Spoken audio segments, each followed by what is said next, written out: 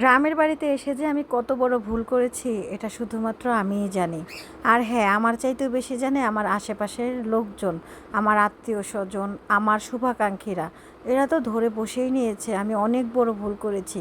কেন যে আমি গ্রামে আসলাম। যাই হোক, আমার স্বপ্নের বাড়িটি তৈরি হওয়ার জন্য একে একে সব কিছু এসে কিন্তু হাজির হয়ে যাচ্ছে। টিপ টিপ সারাদিন বৃষ্টি, আর এই বৃষ্টির মধ্যে কোনো কাজই কিন্তু থেমে নেই। আলহামদুলিল্লাহ, আজকে আমাদের ঘর তৈরি করার জন্য কাঠ ভাঙানো হয়ে গেল। আর সেই কাঠগুলোই কিন্তু আজকে বাড়িতে চলে এসেছে। আর যারা কাঠ নিয়ে এসেছে তারাই কাঠগুলো সাজিয়ে গুছিয়ে রেখে দিচ্ছে। যদি আপনার বাড়িতে নিজের বলে একটা ঘরই না থাকে, সেই বাড়িতে আপনি যে কতটা অসহায় আর আপনার মন মানসিকতা যে কেমন থাকতে পারে, এই পরিস্থিতি যার জীবনে আসবে না সে কখনোই বুঝতে পারবে না। হয়তো সবারই বিয়ের আগে থেকেই নিজের করে ঘর তৈরি থাকে, কিন্তু আমারটা হয়তো একটু দেরিতেই হচ্ছে। কিন্তু বিশ্বাস করেন, এর ভিতরেও অনেক শান্তি লুকিয়ে আছে। এই ঘোড়াগুলোকে যখন আমি কাছ থেকে দেখছিলাম, ঘোড়াওয়ালা বলে দিল যে তাদের নাকি 2টা ঘোড়া কামড় দেয়।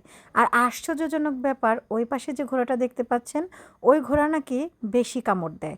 আর ঘোড়া কামড় দিলে কি করে জানেন? যতক্ষণ পর্যন্ত না দাঁতে দাঁত লেগে যায় ততক্ষণ পর্যন্ত সে কামড় ছাড়ে না।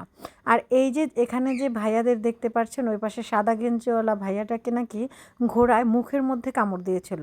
আর তার কারণেই তাকে মাঝরাত যেতে হয়েছিল চিকিৎসা করতে। আর এই পাশে যে ভাইটা আছে, তাকেও নাকি ঘোড়ায় হাতে কামড় দিয়েছিল। ওনাদের বাড়িতে মোট 4টা ঘোড়া, আর 4টা ঘোড়ার গাড়ি ওনারা কিন্তু রেগুলার বেয়ে থাকে।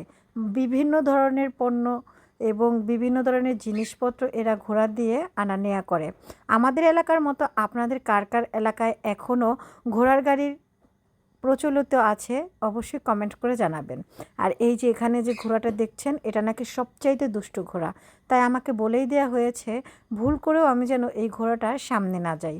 এখনও কিন্তু টিপটিপ বৃষ্টি পড়তেই আছে, আর সন্ধ্যা লাগতে খুব বেশি দেরি নেই।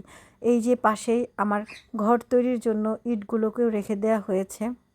সারাদিন টুকিটাকি কাজে পেয়েছে যে ভিডিও দিতে হবে, এটাও যেন ভুলে যাই। ফোনে কখন কে কল দেয় এটাও মাঝে মাঝে দেখারও সুযোগ পায় না। এখানে অনেকগুলো কাঠ আনা হয়েছে।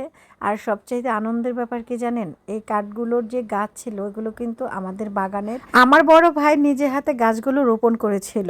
ভাইয়ের লাগানো গাছ দিয়ে বোনের ঘর তৈরি হচ্ছে। ব্যাপারটা কতটা সুন্দর, তাই না? আমার কাছে কিন্তু ব্যাপারটা খুবই ভালো লাগছে। আর আমি চাই পৃথিবীর সকল ভাই বোনের এরকমই মিল থাকুক। আর আমাদের ঘরটা যেন খুব ভালোভাবে তৈরি হয়, এর জন্য সবাই দোয়া করবেন। আর আমাদের সঙ্গে থাকবেন। কে কোথা থেকে দেখছেন অবশ্যই একটি কমেন্ট করে জানিয়ে দিবেন। আল্লাহ হাফেজ।